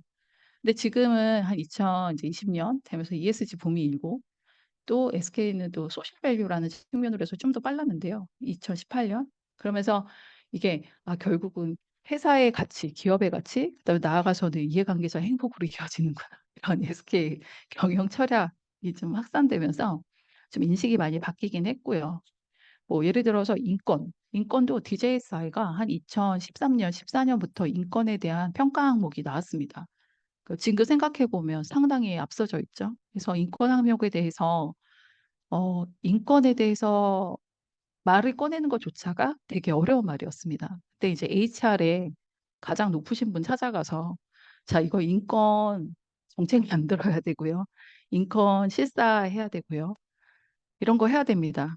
그러면 인권이라는 것조차 말 꺼내는 게 상당히 어려웠고 거부감이 일었고 그래서 그런 것들을 한 3, 4년 동안은 좀 어려웠죠. 그래서 우선은 정책을 만들기 어려우니까 취업 규칙이라는 게 있었어요. 그래서 취업 규칙에다가 우선 아동 노동 금지, 강제 노동 금지 이런 거 한번 넣어주세요 했는데 아동 노동 금지라는 거는 해외에서나 좀 이해할 수 있는 건데 우리나라에서 아동 노동 금지에 대해서 얘기한다는 것 자체가 되게 좀 어려움이 좀 있었습니다. 그러니까 이런 식으로 그런 문화적인 차원이 좀 있었고요. 나라의 특성에 따라서. 근데 이제는 그런 거에서 현재는 아까 보셨던 것처럼 인권 경영 평가까지 하고 있고요. 그래서 잘 진행을 하고 있었습니다. 또 가장 또 어려웠던 거는 뭐 윤리 경영. 윤리 경영에 대한 위반 건수를 외부에 공개해라.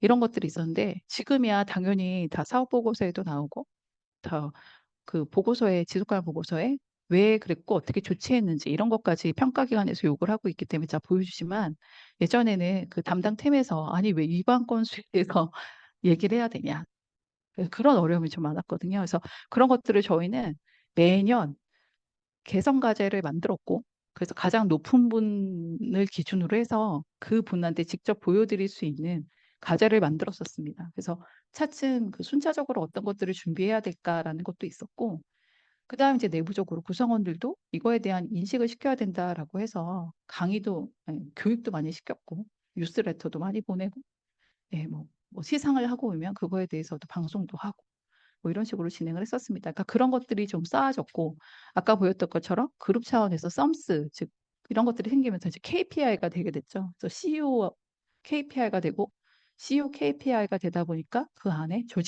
조직장들에 대한 KPI까지 엮이게 됐죠. 그렇게 하면서 전반적으로 이제 ESG가 한 팀만이 아니라, 이게 정말 우리 그룹 차원 나아가서는 정말 중요한 거였구나. 이게 기업 가치 제고에. 그래서 그런 인식으로 많이 발전이 된 것 같습니다.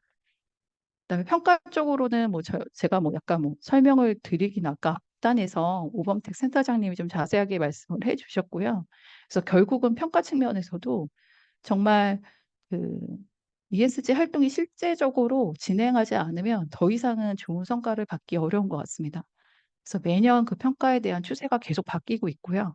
그래서 그거에 대해서 미리미리 저희가 좀 준비를 하고 실질적으로 어떠한 활동을 하고 있다라는 것들, 그다음에 꼭 요즘에 많이 바뀐 게 평가에 대한 근거 자료를 꼭 제시를 해야 됩니다.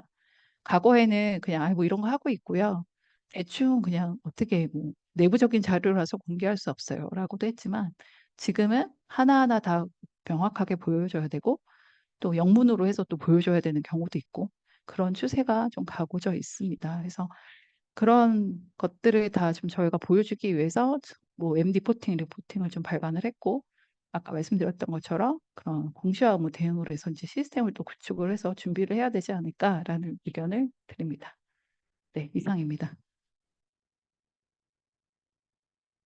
네, 좋은 내용으로 강의해 주셔서 감사드립니다. 네, 오랜 시간 동안 많은 분들께서 집중해서 잘 듣고 계신 것 같은데요. 지금 질문이, 청중에서 질문이 있어서 제가 좀 드리려고 하고요. 그리고 다른 분들도 채팅창에 전체로 주셔도 되고요. 저한테 보내주시면 제가 이진영 팀장님께 질문 드리도록 하겠습니다. 네, 질문 주신 내용이 SK의 ESG 노력과 결실의 경의를 드립니다. 자, ESG 활동과 투자의 재무적 성과가 측정되고 있는지 질문을 주셨습니다. 그러니까 계량적으로 재무적으로 이제 성과를 측정하고 계신가 하는 질문 같습니다. 네. 이거는 다 어려운 것 같습니다. 이제 ESG, ISSB도 그렇고 그런 측면에서 저희가 재무적 성과를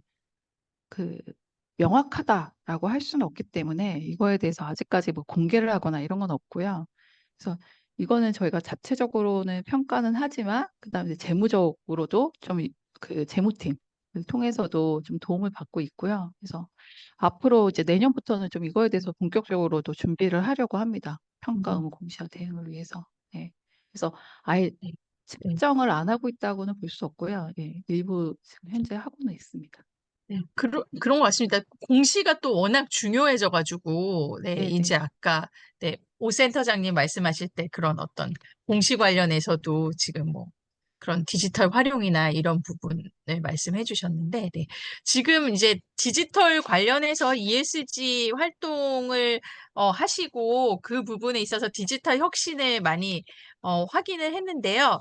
그 외에 혹시 뭔가 ESG 활동 자체로서 예를 들어서 어떤 거를 그런 것들 공공기관 같은 경우는 디지털화함으로써 이 부분에 있어서 탄소 중립이나 이런 거에 좀 더 기여를 했다 이런 것들도 나오고 있는 것 같아서 어떤 뭔가 SK 안에서 어떤 디지털 혁신으로 인해서 이것이 ESG 활동의 성과였다 이렇게 된 그런 부분들이 좀 있을까요? 아니면 평가에 뭔가 반영이 된 활동이라든지.